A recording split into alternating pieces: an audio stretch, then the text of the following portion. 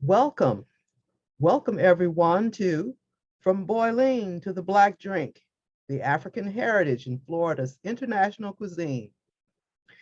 We will look very briefly at aspects of at least three eras in African culinary migration and expansion into cultures in the Americas, and how that expansion made its way into Florida. Now, some of the material that I present here today, some of you might be hearing for the first time, and for some of you, my presentation might be disturbing or make you uncomfortable. There are aspects of America's culinary history, if presented honestly and correctly, that are not meant to comfort you. It is crucial to begin any discussion of African heritage, wherever it is found, with the foundation of that heritage. And that is because most people believe that Africans have no connection to world history, culinarily or otherwise, prior to 1619. But if there is passion to learn the African culinary past, it must begin with Lucy and now Artie and East Africa, the cradle of humankind and civilization. East African cuisine and culture migrated to every part of the African continent. Tremendous wealth was built by way of superior agricultural environments, which provided Africans a varied and abundant food supply, as well as from complex networks of transcontinental and international trade and commerce in agricultural and other goods. Africa's East and West Coast cultures made their indelible culinary marks through exploration, migration, and commercial trade expeditions on the Dravidians of southern India and the Khmers of Cambodia in Southeast Asia, the Olmecs and Mayans of Mexico, the Chavin of Peru, the Native American mound builders, the Caribs of St. Vincent, and other cultures in the Far East and the Americas.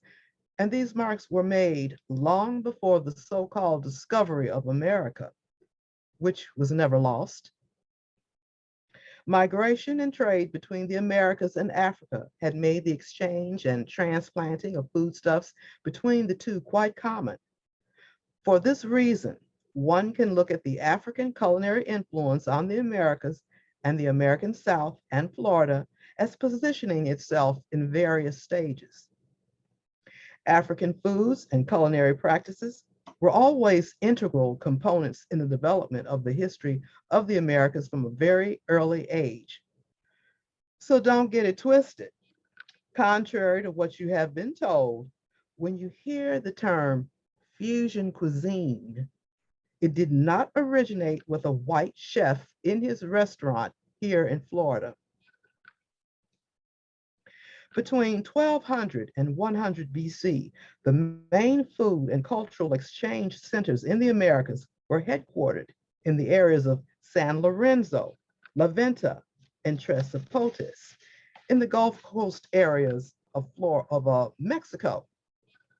The centers provided a marketplace that attracted commercial trade and was controlled by agriculturally minded leaders devoted to intense crop production.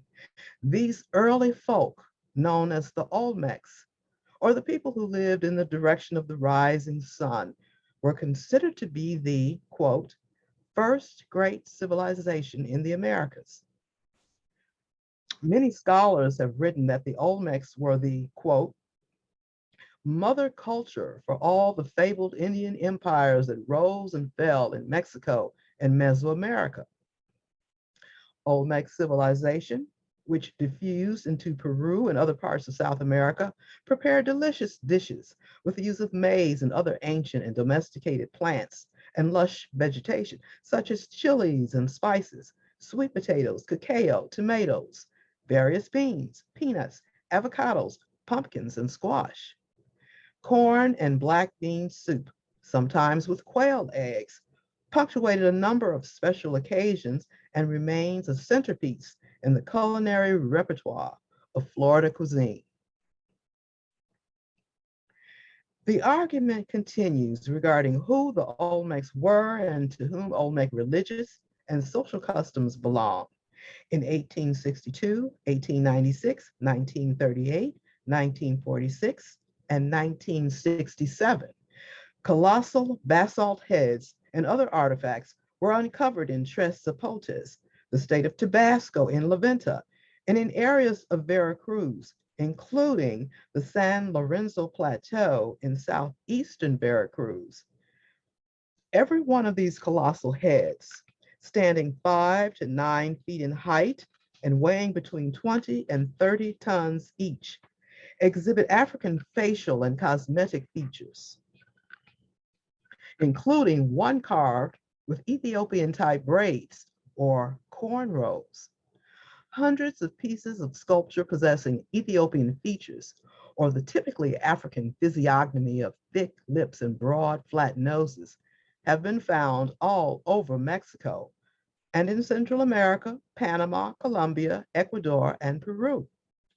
It should be noted that Mexico's man-made mounds and step pyramids are identical in construction and intended purpose to those of Africa. The Olmec calendar, burial methods, religious practices, games of ball, and language are all practically identical to Africa's.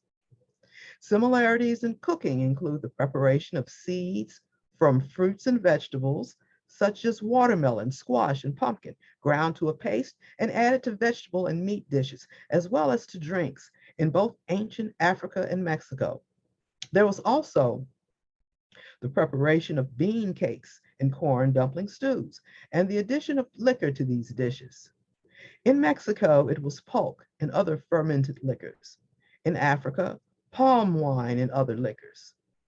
In addition, the Mexican use of annatto complements the West African use of palm oil in cuisine, as they both are used for imparting flavor and an orange color to foods which both cooks on both continents relish. And as we will see, man-made mounds and some of the foods that composed Mexican cuisine during this time period became fixtures in Florida. Delectable cactus cocktail or cactus salad with a coconut milk and serrano chili dressing, and refreshing rice or cantaloupe seed or watermelon seed horchatas are still favorites on Florida menus today. With the rise and dominance of African Olmec cuisine and culture, a long-range commercial network was established between Mexico and other areas of what is now North America.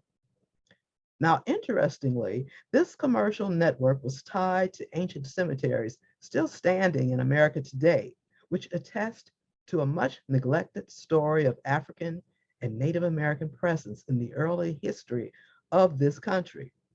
Some of these ancient cemeteries, which not only showcase burial practices, but also culinary, religious, economic, and trade history, can be seen near East St. Louis, Illinois, Peebles, Ohio, Holly Bluff, Mississippi, and Crystal River, Florida. Southwest Florida sites, such as the one on Sanibel Island, provided evidence of the multitude and variety of seafood and fruits consumed by these ancients. Many of these historical monuments also yielded testimony to an African connection in the area of cookery, as a number reveal the remains of African crops.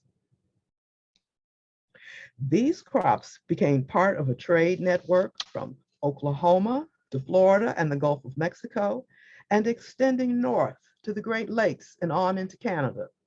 Physical evidence suggests that there was a significant African presence and or contribution.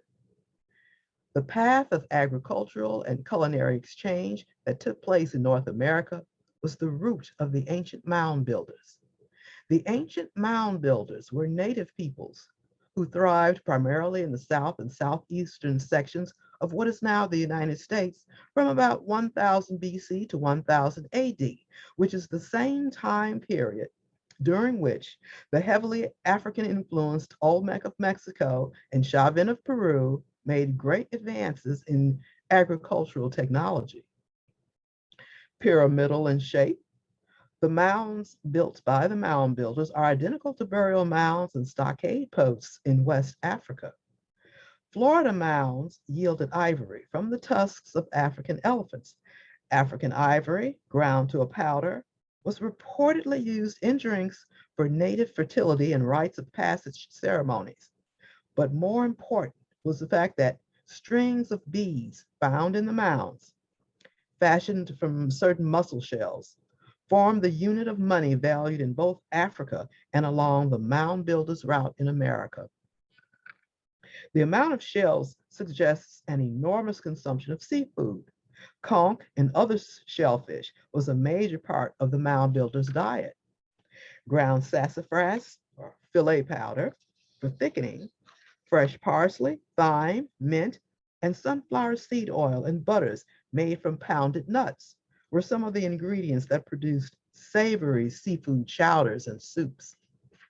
In Florida today, conch soups and chowders, with their infusion of certain herbs and spices that are considered medicinal, is believed by some to be a remedy for both the body and soul, a purgative for bacteria and evil spirits. Health and long life is thought to naturally follow. Bags of what had been dried squash and pumpkin flowers were found in the mounds. The meat of the squash and pumpkin was cut into strips, dried, and sometimes stored. When prepared in dishes, the strips were simmered with venison, rabbit, or other meat, or poached and baked with maple sugar.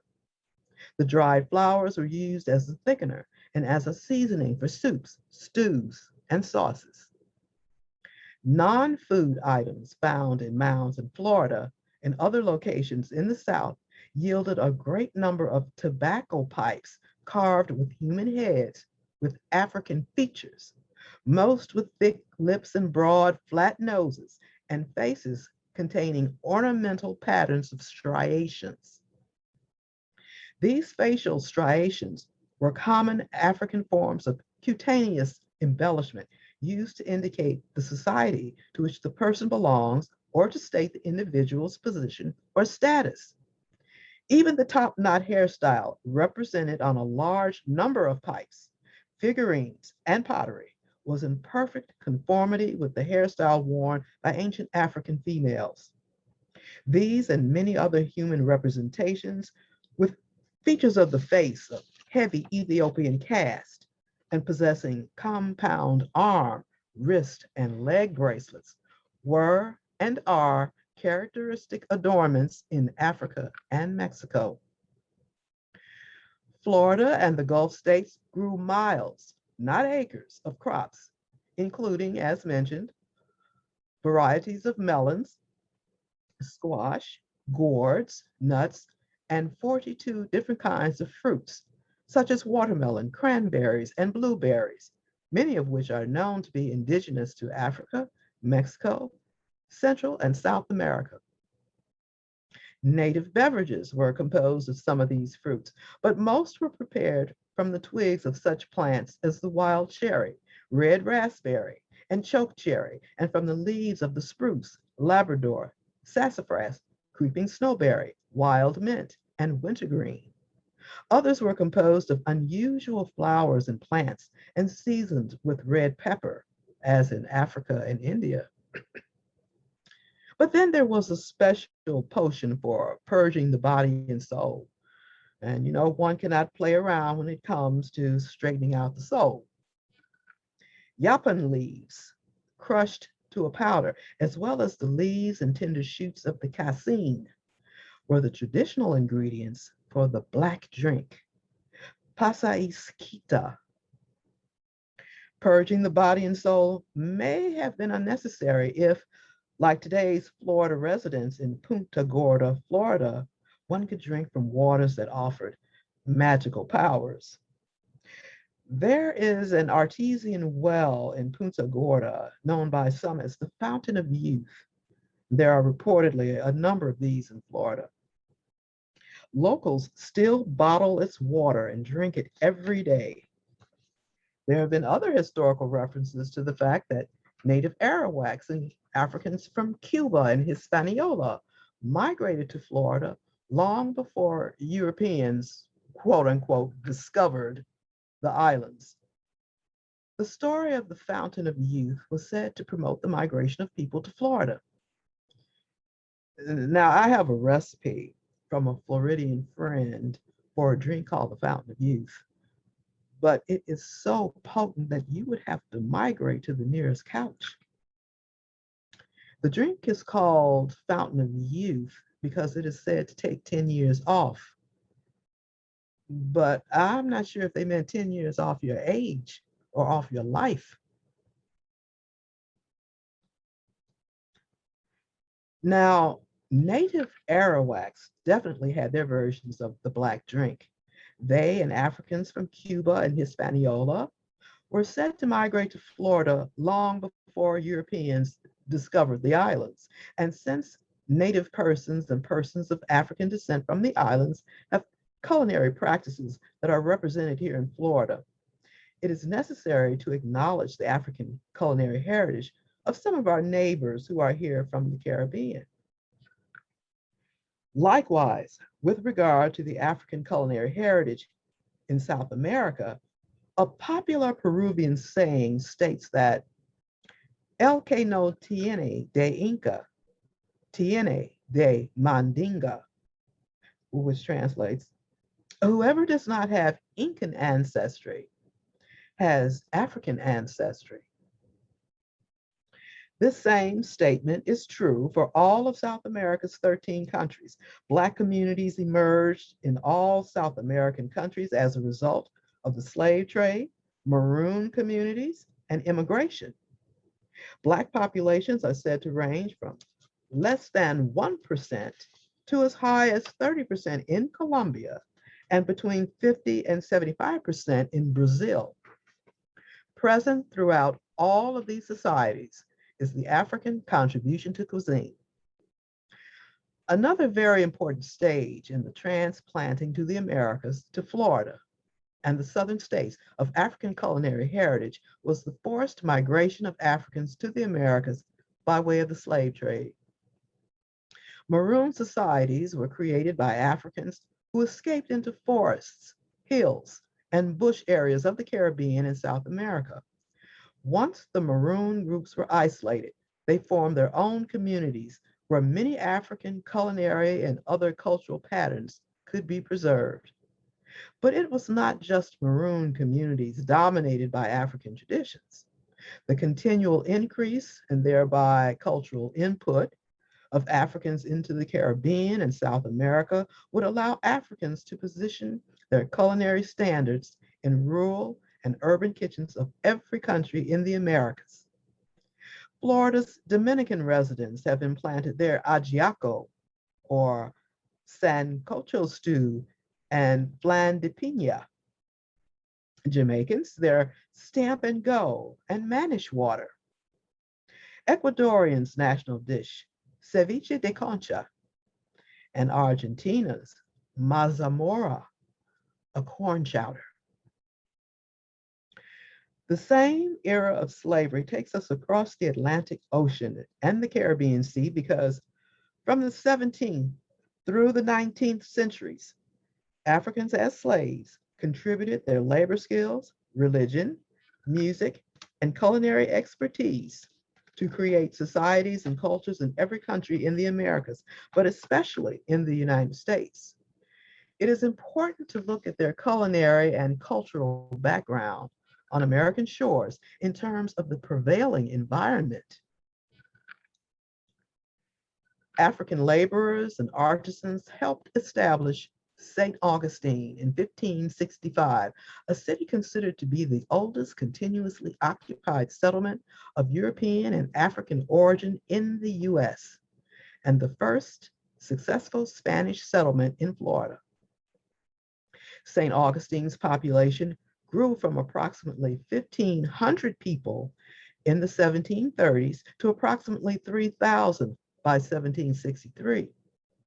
And as late as 1763, St. Augustine was described as larger than any other town in the southern colonies except Charleston, and had the most Blacks, slave and free. Florida was Spanish controlled at the time, and the Spanish government, battling the British for territory in North America, offered religious asylum to Blacks if Blacks converted to Catholicism, and political asylum and freedom to fugitive slaves who began fleeing plantations in Georgia and the Carolinas for Florida and arriving in St. Augustine as early as 1687. 2 miles north of St. Augustine, the village of Gracia Real de Santa Teresa de Mose, or Fort Mose, was composed of former slaves who had escaped from British plantations.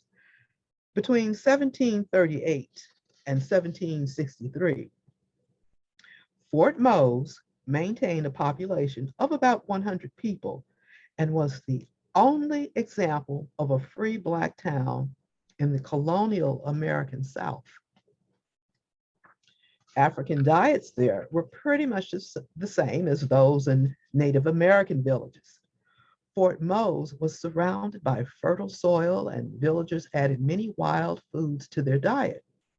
There was an abundance of shell and other types of fish, which were net caught using African techniques. They also ate deer, raccoon, opossum, and turtle to supplement the corn and beef they were sometimes able to get from government stores. It is interesting to note that terrapin, or turtle soup, traditionally prepared by Native American and African cooks, became a must-have delicacy at dinners and other special culinary functions in 18th, 19th, and part of 20th century America. And the research in this area has shown that this dish was usually a specialty of African cooks and caterers whose recipes dinner hosts did not want to do without. Florida's Bahamian residents in Miami and in Palm Beach County were expert at their enchantingly flavorful turtle stew preparations, but the Endangered Species Act put an end to its constant consumption. In St. Augustine, a variety of economic opportunities existed for free Black males. Records show that free Black women in St. Augustine were laundresses or cooks or had small businesses selling crafts or a variety of foods. These ladies would have sold corn cakes with their heavenly aromas, a favorite item on Black Southern tables here in Florida. While these were enclaves of free Africans and runaways who had been declared free by the Spanish, others fled English plantations and formed maroon communities hidden in swampy marsh areas, as well as amongst indigenous Seminole communities in Florida.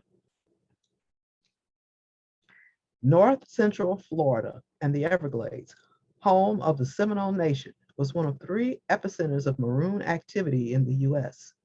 The Seminoles were considered as one of the, and I hate this term, 5 civilized tribes, so named by Europeans because of the relatively cooperative relationships they had with these groups as opposed to other indigenous nations. 4 of the 5 groups, the Cherokees, Choctaws, Chickasaws, and Creeks, attempted to appease Europeans by adopting their cultural ideas and practices.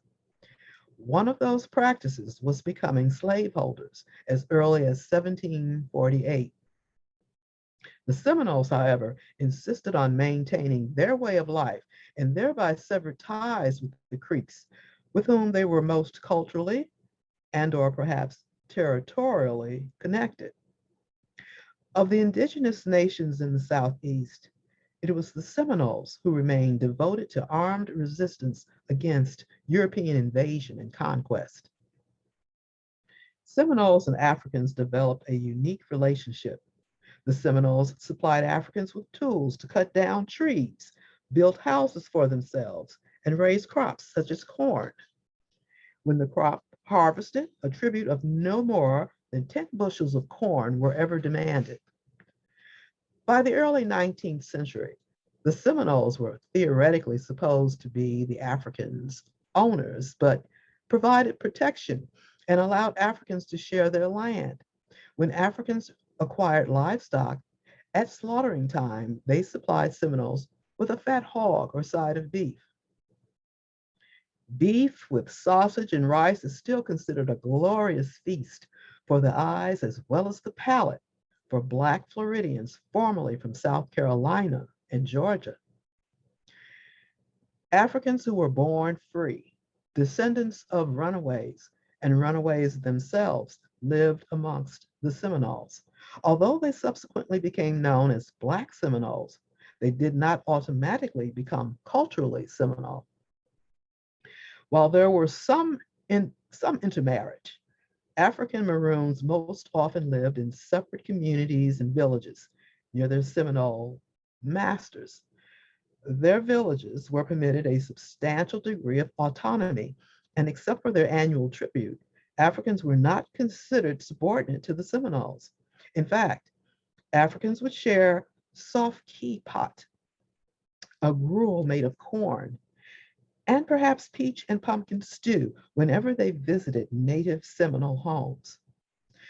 Having fled from plantations in Georgia and the Carolinas, the Seminole Maroons were culturally similar in language, agriculture, and cooking to the Gullah Geechee people of those southern coastal areas.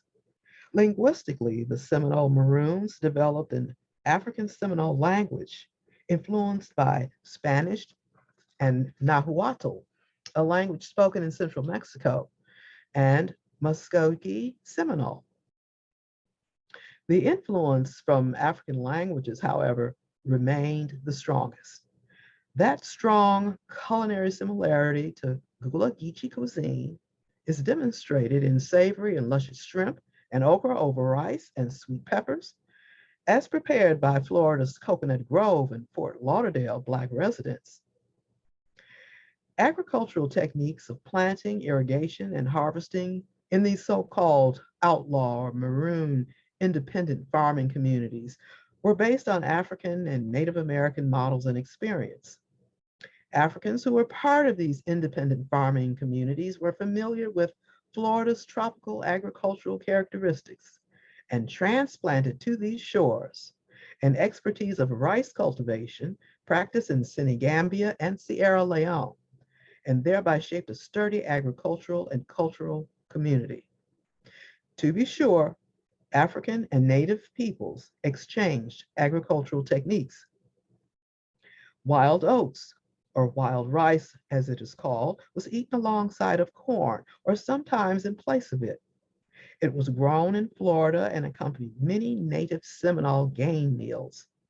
Roasted duck with red pepper sauce and juniper wild rice with cranberries made an exciting, tasty meal.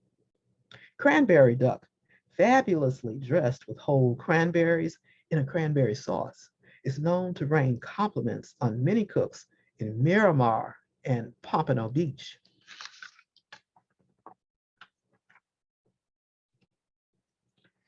As formal slavery in the United States became the country's most important economic institution, the strong relationship that exists between native Seminoles and Africans struck terror in the minds of British and US slaveholders.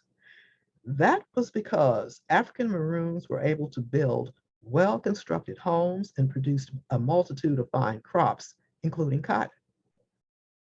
They owned herds of livestock and added to their larders by hunting and fishing. Such was the case for one of the most prosperous Maroon communities in Florida, Pellalikaha, which translates in English as many ponds. At Pellalikaha, many houses were built that were described as large and comfortable, and the area was reported to have large fields of the richest soil, producing large and abundant crops. Kunti flour, which was turned into puddings and breads by native Seminoles, was also produced at Pellalikaha. Said to be occupied from 1813 to 1836 with about 160 residents, Pellalikaha was reportedly destroyed by fire. It was this prosperity built by Maroon communities that became the object of envy and then attacked by Europeans, especially if they were situated on land whites wanted, or if the community was engaged in a business whites wanted to control. Even though there were thousands of acres of land available in Florida without uprooting native or maroon communities. As far as Europeans were concerned, if a particular area was already occupied, it had to be the best land. Land, however, was not the only issue. Aside from their valuable agricultural production, African Maroons became increasingly positioned as principal advisors and interpreters of European language and culture for the native Seminoles, as well as allied warriors. Seminoles and Africans formed alliances to combat aggressors, specifically to help Seminoles retain their land and livelihood and to prevent the Africans' return to enslavement or death at the hands of slave hunters and angry slave owners wishing to make an example of them. Another bond between Africans and Seminoles was spiritual. They shared an underlying worldview which strongly influenced behavior. This shared worldview fostered a cultural compatibility that very likely strengthened their relationship. Well, to make certain that Seminoles would not be in the way of white settler expansion, and wanting to eliminate the safe haven that Florida provided runaways, General Andrew Jackson marched on Florida, destroying Miccosukee and Suwannee River settlements and many more occupied by women and children that were home to both Seminole and Seminole Maroons. One of the cruelest and unforgivable acts of that destruction, together with the murders, was the burning of all Seminole and Seminole Maroon standing fields of crops. But this was common practice whenever and wherever Native Americans refused to allow their land to be taken, their food supplies were destroyed. Because of never-ending hunting and murder of Seminoles in order to remove them from their land, Natives and Africans waged together the three Seminole Wars, the longest battles in defense of their homelands and their right to eat against the British and American military. When the Spanish ceded Florida to the United States in 1821, giving Southerners unhindered authority to slave hunt, some Seminole Maroons left Florida for Andros Island in the Bahamas, where a small number still reside today in such areas as Red Bays. Bahamians, whether in the Bahamas or West Palm Beach, Florida, are famous for their tantalizing sauteed Christophine and tomato salad and tasty saltfish hors d'oeuvres. In 1830, Andrew Jackson signed the Indian Removal Act, which was meant to legally remove the Seminoles and the other four so-called civilized tribes from the southeastern US to Oklahoma and Kansas. The act was also intended to finally solve the Negro problem. This brought about additional conflict, and in 1835, Maroon and Native Seminoles resisted leaving Florida and fought an aggressive guerrilla war against the US. The war raged for 7 years, but by 1845, most Native and Maroon Seminoles had relocated in Oklahoma. Given the harsh life suffered there, many left and relocated again, this time to Coahuila, Mexico in 1849. In Mexico, the Seminole Maroons were known as Mascogos, and they worked as guards on the Texas Coahuila border, protecting their new country from attacks by slave raiders and would-be bandits. In 1855, the Third Seminole War erupted in Florida when a congressional act declared that all indigenous peoples were banned from Florida. Approximately 200 to 300 Native and Maroon Seminoles escaped into Big Cypress Swamp and the Everglades, which US troops could not penetrate. Eventually, the US abandoned their pursuit. Although forced into hiding, many dishes remain part of Native and Maroon or Black Seminole culinary heritage. Seminole Oni Ustachi, or corn soup liquor, is a nourishing beverage and flavor enhancer for main dishes. Seminole fry bread, made with sunflower seed or corn oil, lovingly scoops up sauces and tender chunks from maroon Seminole preparations of seafood or chicken stewed or baked with mangoes or other fruits. These survivors were the genesis of today's Seminole peoples in Florida. Approximately 2,000 Seminoles reside on reservations in Hollywood, Big Cypress, Brighton, Immokalee, Fort Pierce, and Tampa. They and the Miccosukee natives, who established a separate reservation, proudly proclaim that they are the only unconquered indigenous peoples of North America.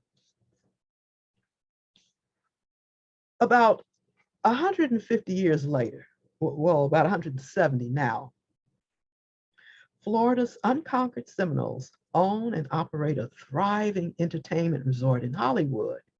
Gladys Knight and other big names have performed in their concert theater. After the show, one can dine in their lovely restaurant, where years ago my husband and I enjoyed a delicious meal. I am certain that Max Osceola Jr., who was head of the Seminole Council before he passed away, and Seminole management would never treat their performers as Sammy Davis Jr. was treated when he and Frank Sinatra were booked to do a show at the Fontainebleau Hotel on Miami Beach in the 1950s. The hotel manager told Davis that just because he was being allowed to entertain there did not mean that he could stay there. Frank Sinatra heard about this, and to his everlasting credit, Sinatra told the manager that if Sammy couldn't stay there, then we are all leaving. Now, seeing as he was about to lose his entertainment for a sold out show, management decides that Sammy can stay. Well, Sammy was in his room, but he wanted to go out to eat and have a good time. His favorite dish was meatballs and spaghetti. He knew where he could go. It was where he had entertained before and where he was going to have to sleep if Sinatra hadn't threatened to leave the Fontainebleau without its entertainment. Overtown in Miami. Sammy left the Fontainebleau and made his way to Overtown's Sir John Hotel. The Sir John is where Sam Cooke, Louis Armstrong, Ella Fitzgerald, Billie Holiday, Josephine Baker, Marian Anderson, Bessie Smith, Hazel Scott, Nat King Cole, and a host of other greats had all played and bunked for the night after performing at Miami Beach's segregated nightclubs. Well, back at the Fontainebleau, Frank was looking for Sammy. When he found out where Sammy had gone, he went there looking for him. He found him, and from the reports, Frank and Sammy sang and performed impromptu at the hotel's club, and of course, turned the place out. Since Davis and Sinatra liked pasta, and there was no shortage of delectable meals that could be had in Overtown, I'm sure that both were satiated by any number of the Sir John's delights by the time they left. The African culinary impact of modern migration in Florida can be observed when you look at Miami's incorporation as a city in 1896 and its emergence as a hot new tourist destination. Henry Flagler was extending his Florida East Coast Railroad southward from West Palm Beach. The workers brought in to build the railroad, service the hotels, cook, clean the streets, act as servants and housekeepers in private homes, and other skilled and unskilled labor were primarily Blacks from other southern states, as well as from Caribbean islands such as Cuba, Haiti, the Caymans, and especially the Bahamas. Because Miami was staunchly segregated, the land just over the tracks that they were laying was set aside to house these workers. Overtown or Colored Town as it was called back then, had everything in those days. Black folks built it into a thriving community where artisans, doctors, longshoremen, lawyers, laborers, teachers, shopkeepers, restaurants, hotels, and theaters were found.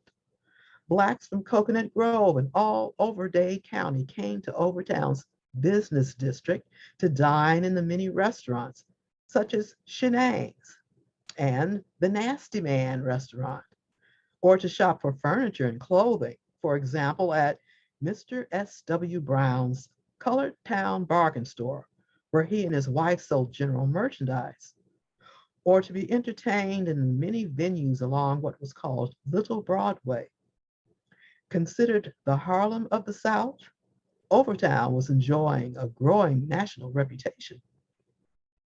But Colored Town, or Overtown, was the second oldest continuously inhabited neighborhood in Miami after Coconut Grove.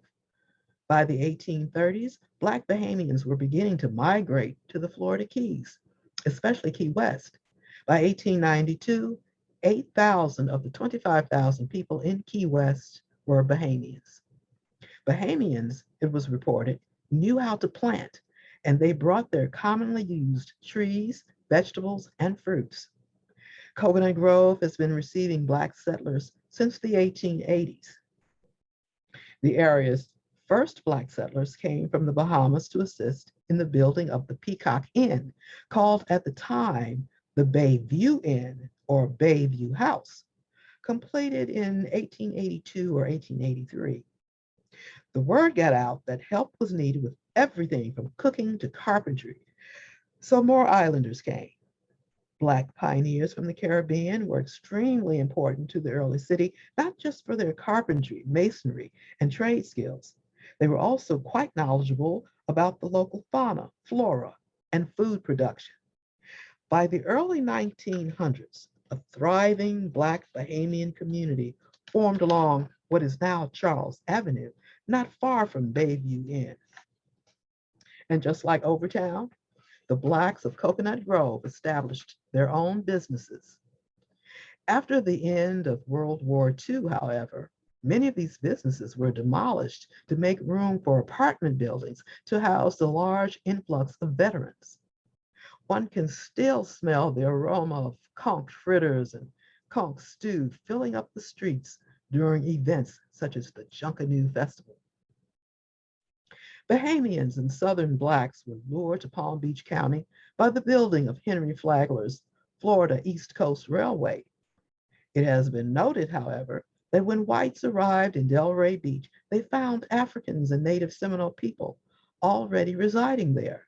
When Bahamians arrived, they impacted on foodways and cultural patterns throughout Florida. A definable Bahamian, Haitian, and Caribbean culinary presence continues to make an indelible imprint, which can be seen in communities from Miami all the way north to Delray and West Palm Beaches. No doubt, these dishes share space with traditional Southern fare that Blacks migrating to Florida from all over the South have made famous as American cuisine. Palm Beach had the Sticks neighborhood, a Black community which was demolished with the development of Palm Beach as a winter haven for wealthy whites.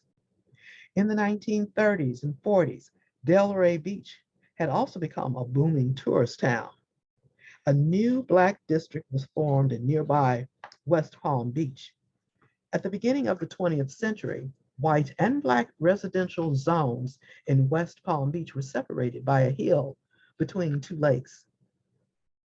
As Ms. Charlene Farrington, Executive Director of the Spivey Cultural History Museum in Delray Beach, shared with me, although farming was the economic mainstay of Blacks in the 1940s, 50s, and 60s, Blacks opened and operated various businesses that were supported by the Black community.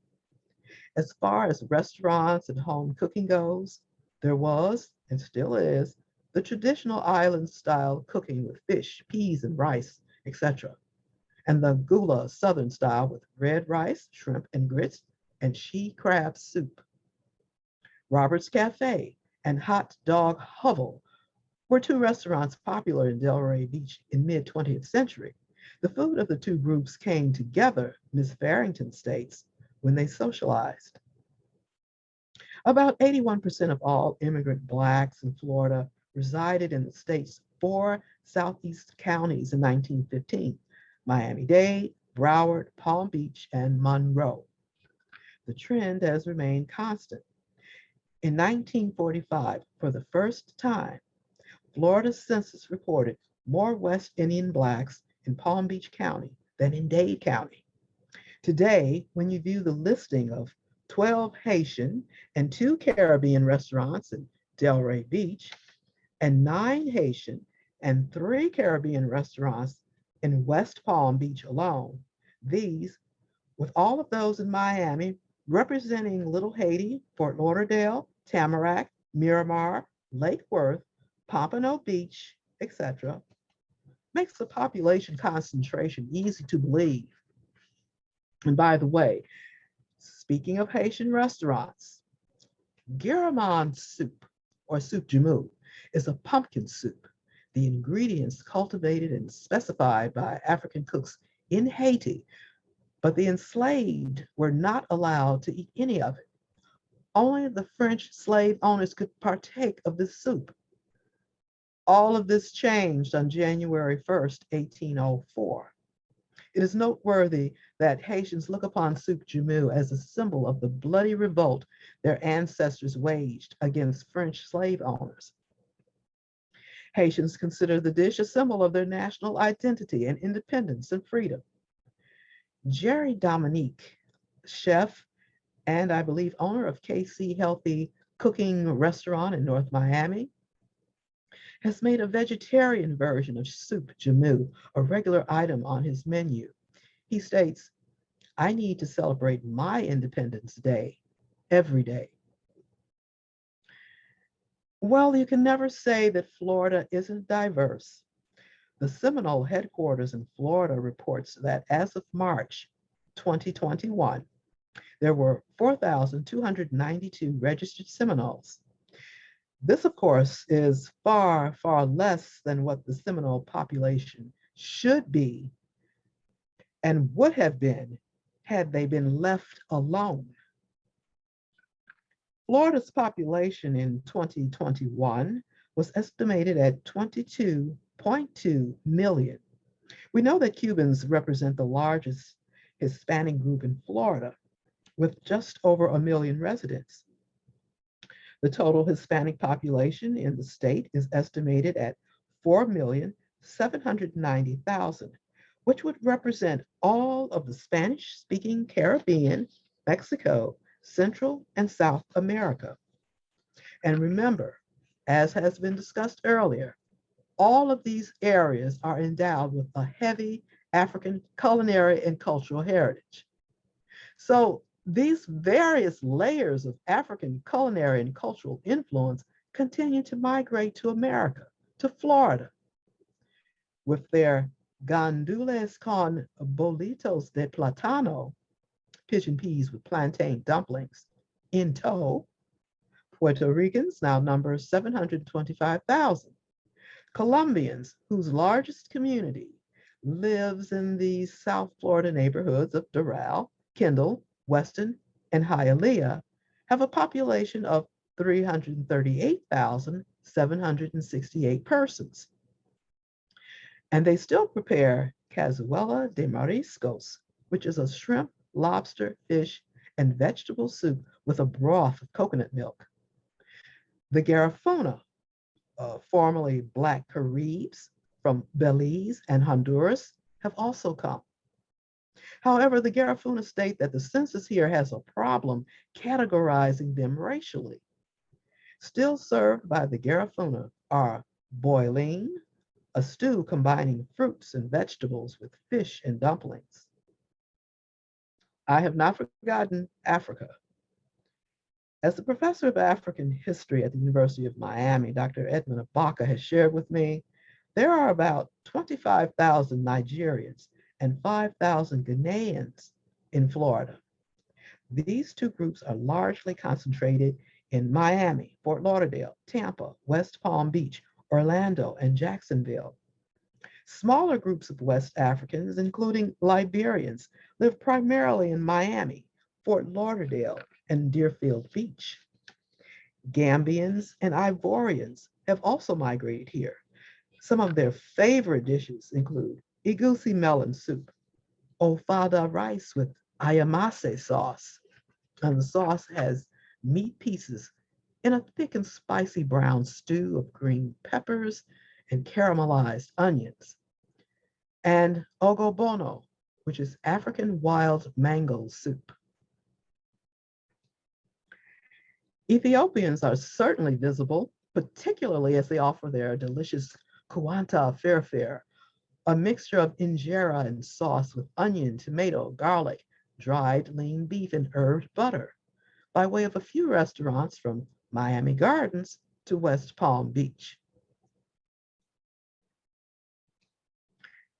In closing, although slavery and colonialism took its toll, neither Native Americans nor Africans were totally disconnected from thousands of years of history and tradition in their development of culinary customs.